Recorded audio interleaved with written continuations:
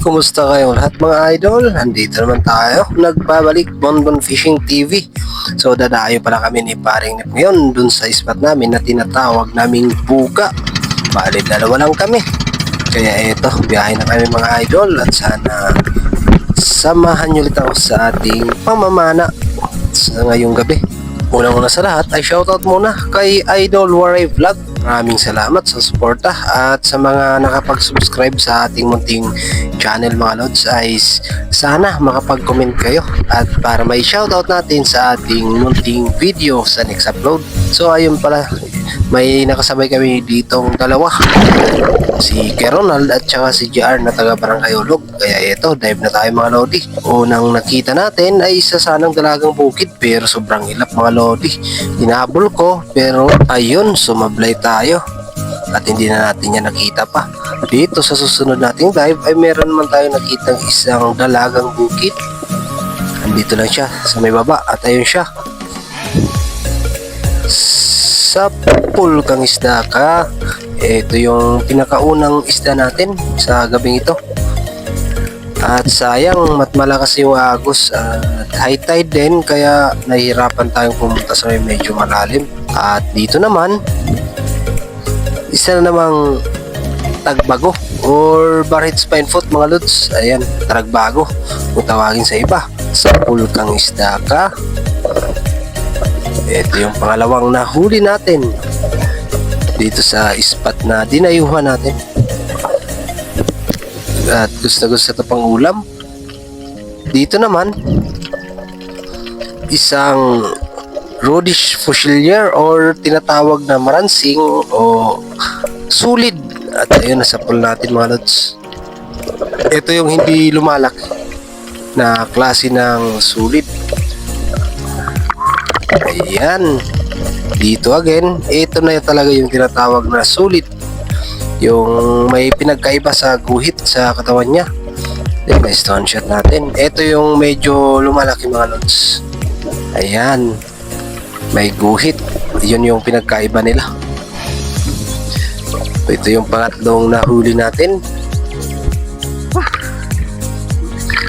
So yun lang pala yung nahuli natin sa spot na ito mga lods. At umuwi kami kasi malakas yung agos, hindi kaya at hindi talaga siya kumalma. Kaya umuwi kami at nag second dive kami dito sa tabi ng barangay namin kasi kulang talaga yung huli namin isda at hindi pa kami nakontento.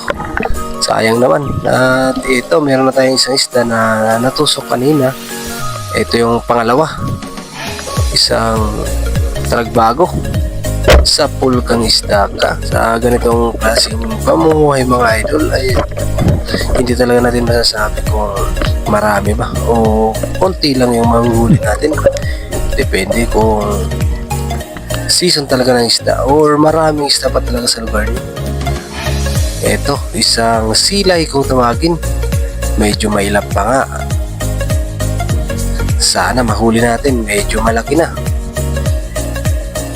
Kaya pang pumesto sa pool kang walang tinamaan, hindi tinamaan mga idol. So don't forget to subscribe, like, and share naman dyan. At maraming salamat kung nagustuhan mo yung ating video. At dito naman, nakakita tayo dito ng taragbago again. Kaso mahirap yung pwesto niya, nakatagilid. Susubukan ko lang kung tatamaan ba sa pool kang isda ka. Tinamaan pa. So sa yun, tumago sa kabila. Awit. At dito again, isa na namang taragbago. Ito talaga, tatamaan na to kasi nakadikit lang ayun sa pool. Pero sumabit yung shaft natin. Pinahirapan pa tayong tanggalin. Grabe. Sige, tanggalin mo na. Bilisan mo. Ito na. Buti na lang at nakadagdag tayo dito ng ilang piraso bago umuwi kasi hanggang hapunan lang talaga yung mahuhuli natin o kulang pa nga. So dito naman ang daming sea urchin mga lodi at nakakita na naman tayo dito ng mapanira na nilalang sa corals. Yan yung crown of thorns or dapag. Marami talaga yan sa gabi. Baka mag-operation tayo sa gabi yan pag may lalagyan na tayo ng ibang inject sa kanila. Ito, isang isdang masarap sa inihaw.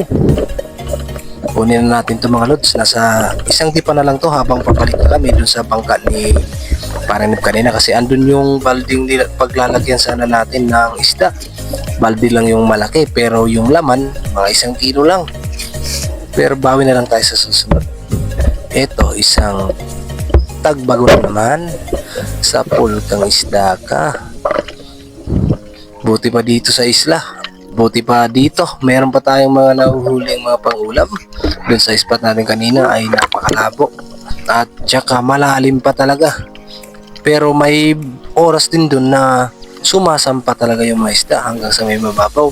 Kaya ganon talaga yung ating pamamana, at makontento tayo kung ano yung nahuhuli natin, at huwag natin kalimutan magpasalamat. So ito, isa na namang pang ulam, pandagdag ulam na ito mga lodi. Malapit na talaga tayong umahon dito. So yun nga yung last fish natin, kinuha ko na yung balde at umuwi na tayo kasi si Paring Nip ay andun pa rin. Ayaw pa rin niyang umahon, kaya nauna na lang ako. So ito pala yung nahuli natin sa gabing ito. Goods na goods lang talaga to mga lodi. Sana umabot to ng umaga, pero malabo na yata kasi ilang piraso lang.